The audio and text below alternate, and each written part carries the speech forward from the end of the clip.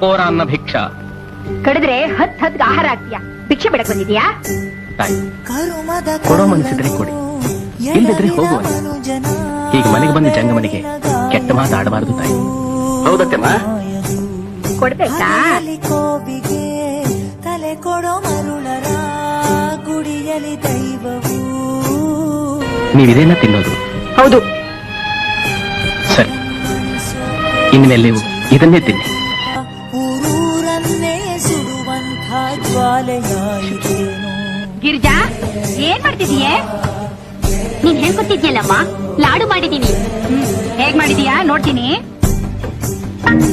ಓ ಗರ್ಭದಲ್ಲೇ ಆದ ಗಾಯ, ಹಣೆ ಬರಹ ಯಾತಕ್ಕೆ ಮದ್ದು ಅರಸಿ ಅಲೆದಾಡುವೆ. ಯಾರ ಜೊತೆ ಅರಿಯದೆ ನಿನ್ನ ಕಲಹ, ನಿನ್ನನ್ನೇ